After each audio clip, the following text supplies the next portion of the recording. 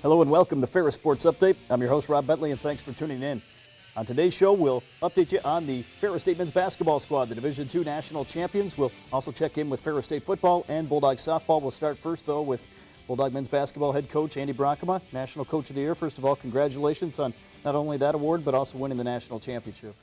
Thank you, and it's good to be back. I know we've had a few other guests, and just glad to be back on the show and reminisce with you. Talk about how much of a whirlwind maybe it's been since the end of the year, and I know a lot going on here over the past few weeks. Yeah, it's been a little bit of a slice of celebrity, and people want to hear the stories and share the national championship, and we're happy to do that.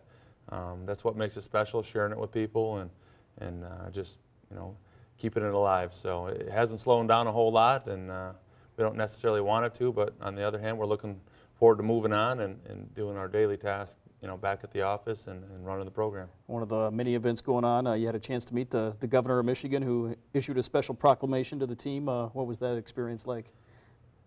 It was just a great experience for the guys, and some of the side conversations that he was able to have with some of our guys, and specifically the one I remember with Noah and Pete about accounting and finance and his background. Governor Snyder's background in that, and just a special memory, and you just add that to the many others, and it's been a rewarding experience. As you think back, tell us about the final seconds in that national championship game and what it was like knowing that you had won the national championship. Well, it's something that we were dreaming about all year, so when it actually came true, it was something that we had thought about a lot, so it wasn't. In some ways, it wasn't that big of a surprise because we had dreamed about it, and we had challenged our guys to dream about it, in high definition, and you saw that on our shirts. But the last play, we defended it, decent defense, a little bit caught in between two different styles that we like to defend the ball screens with, but it was a deep three-pointer for a very good shooter, but a guy who hadn't came out a whole lot in that game, and it was deep behind the NBA line. And I was in a position where it was me, the shooter, and the basketball and the rim all in line, and it looked dead in. In slow motion, I just thought it was a storybook ending for them, being the home crowd, and for that kid in particular who was coming back from a season-ending injury the year before, and what a story it was going to be. And then when it fell short, it became our story and our national championship. And then we flooded the floor, and the confetti came out, and just everything that you had dreamed it would be. It was that and more. Obviously a great way to cap off the careers of your senior class, and a couple of those guys, Noah King, Drew Cushingberry, the all-time winningest seniors here in Ferris State history. Just talk about what that group's meant to Bulldog basketball. Well, they've meant a tremendous amount, and they're record setters, and they're the best ever. And there's been a lot of groups, and some groups that can compare and you can argue, but the easiest argument is for this group of seniors. And the things they've done, and I just think back to when they signed up. They signed up for Coach Lake and I when we had come off a 10-win season, and that very first year they morphed together with the guys that bought in the year before during those 10 wins, and they combined to win that first championship, first of 4 GLIAC tournament championships that group won, and special. Validated us as coaches, made us look real good. And you mentioned Coach of the Year, and that just doesn't happen without good players believing in the system and believing in what we do. And they signed up when it literally was a dream. There was no reality, and I'm forever grateful for that.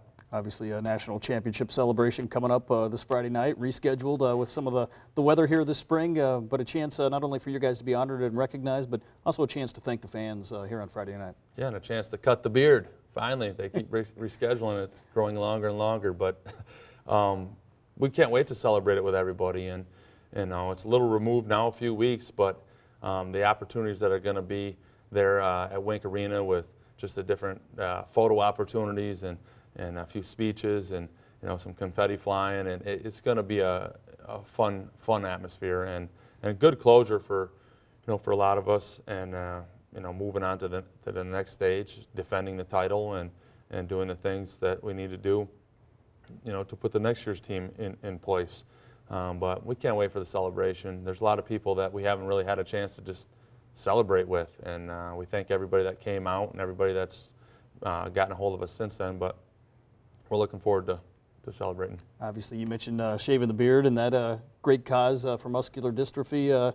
Goal was $1,000. You've raised more than $9,000. Just talk about what that and what it means.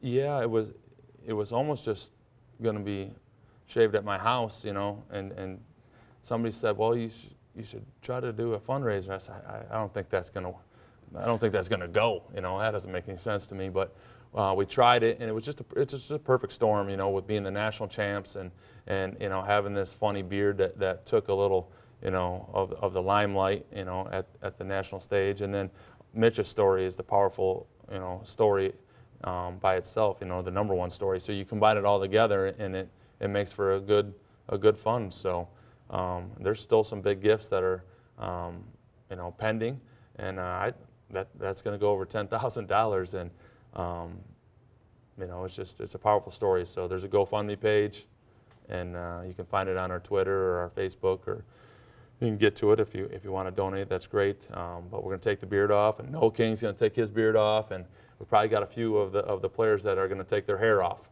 You know, so it's one thing after another, but all for a good cause, and it'll be a fun part of the celebration. Obviously, lots went on since the season ended. One of the great stories, assistant coach, your assistant Jim Lake, just named the head coach at Wisconsin Stout. Just talk about what he's meant to Ferris State basketball. Well, there's no way we do any of the stuff we did without him. We're a true team, and he was involved in every aspect of the program.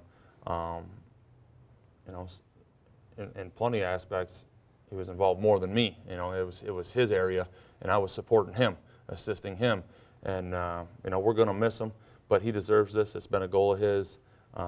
He's interviewed at a lot of different places, and this is the one he's calling home, and this is the fit for him. And I couldn't be more excited, and I wish him and Kara and the family the best of luck. And you know, I'm glad he's not going in our league or even in the region, because you know, that's made it tricky, you know, even with me and Coach Saul.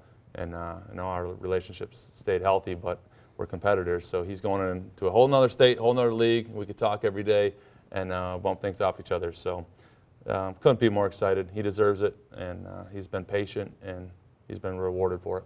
You mentioned the league, the region. How did those experiences over the course of the year help prepare you for that run in the national tournament?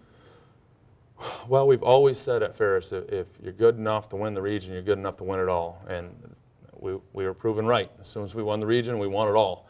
And it's just a tough regional. And you know, the teams that we've studied or that we've tried to emulate, you know, that have won it all before, Bellarmine, Findlay, or the teams that, you know, we look at and say, wow, we gotta become like them.